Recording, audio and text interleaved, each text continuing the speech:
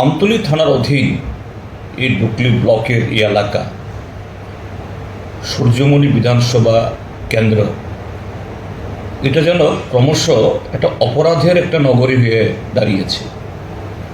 কদিন আগে একটা স্কুলে,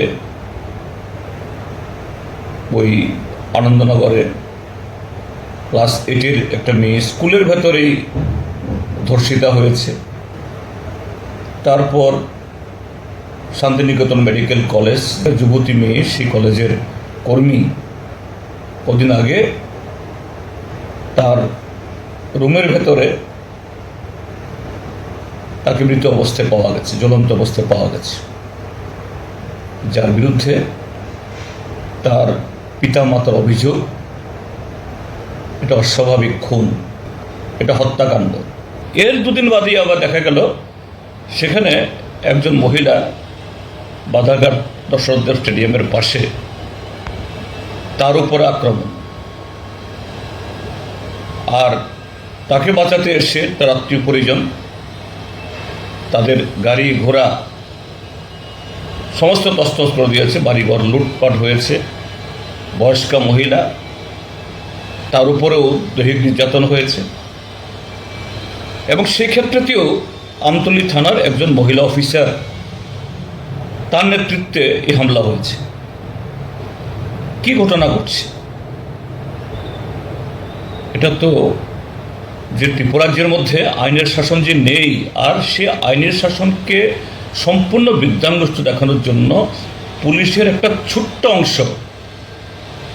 আর দুর্ভাগ্যজনক হলো এই আমতলী থানা বারবারই এই সমগ্র ত্রিপুরা রক্ষা দপ্তরকে, পুলিশ ডিপার্টমেন্টকে কলঙ্কিত করছে। আর সেই জায়গাতে যে জনপ্রতিনিধি, যিনি একটা সম্মানিত পদে আছেন, তিনি এই জায়গায় নিরপেক্ষভাবে এবং এই সমস্ত ঘটনা যাতে না ঘটতে পারে এই ক্ষেত্রে ভূমিকা নেওয়ার পরিবর্তে সেখানে উল্টো মানুষকে নানা রকমভাবে বাধ্য করাচ্ছেন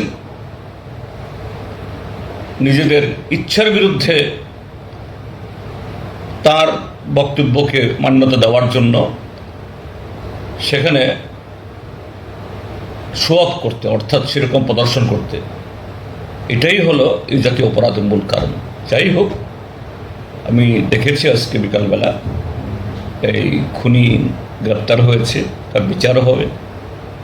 কিন্তু এও বলবো যে খুন করেছে সে নিশ্চয় অপরাধী, তার শাস্তি হোক। এই জন্য তার পরিবারের নির্দোষ লোকেদের উপর যেন অযথা এরকম কোনো ধরনের এই আক্রমণ নেমে না আসে এবং শান্তিপূর্ণভাবে সবাই বসবাস করতে পারে, সেদিক থেকে সরকার, প্রশাসন, বিশেষ করে পুলিশ তার ভূমিকা নেবেন। আর সেখানকার যে কিছু পুলিশ অফিসার, এটা পরিষ্কার তারা ব্যর্থ এবং এই সমস্ত ঘটনার সাথে কোনো না কোনোভাবে তারা যুক্ত হয়ে যাচ্ছেন।